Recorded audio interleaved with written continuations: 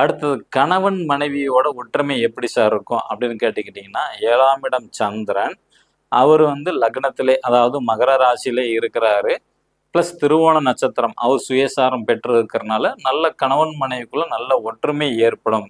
காதல், அன்பு, பாசம் எல்லாமே உண்டு. புதுசா கிஃப்ட் வாங்கி கொடுப்பாங்க. அந்த மாரி அமைப்புகள் அதிகம் உண்டு. திருமணம் நடக்குமா சார் அப்படின்னு கேட்டீங்கன்னா, நிச்சயமாக திருமணம் வந்து நடக்கும். அடுத்தது 9ஆம் இடம்ங்கிறது தந்தையை குறிக்கக்கூடியது. ஓகேங்களா? அப்ப மகர ராசிக்கு 9ஆம் இடம் அப்படிங்கிறது வந்து பார்த்தீங்கன்னா, கன்னி வீடா வரும். அதன் அதிபதி புதன் பகவான். ஓகேங்களா? அவரு 2ஆம் இடத்துல செவ்வாயோட சாரத்திலே வந்து இருக்கிறாங்க.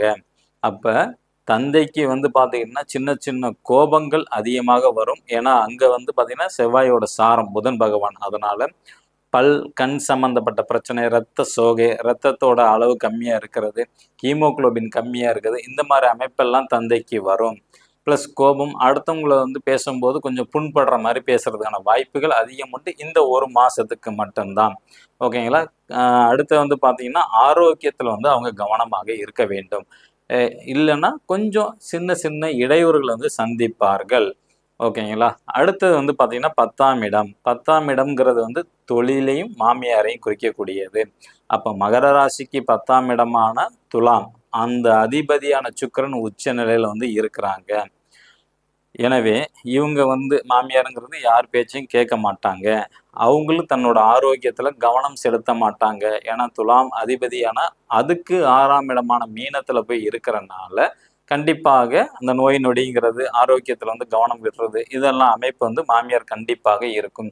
கொஞ்சம் கோபக்கணம் அல்லது வந்து சோம்பல் தன்மை அதிகமாக இருக்க வாய்ப்புகள் வந்து உண்டு. இப்ப தொழில்ல வந்து பார்த்துக்கிட்டீங்கன்னா, அதே இடம் தான். அவர் உச்சமா இருக்கிறாரு. சனி பகவானோட சேர்ந்து இருக்கிறாங்க. கொஞ்சம் வந்து பார்த்துக்கிட்டீங்கன்னா, போட்டி, பொறாமை, தடை, தாமதம் அந்த மாரி வந்து ஏற்படும். லாபம் ஒரு சைடு வந்தாலும், புதிய போட்டி நீங்க என்ன தொழில் பண்றீங்களோ, அதுக்கு ஆப்போசிட்ல ஒரு கடை வச்சிருப்பான். அப்படிங்கிற மாரி இப்ப புதிய நிலைமை வந்து வரும்.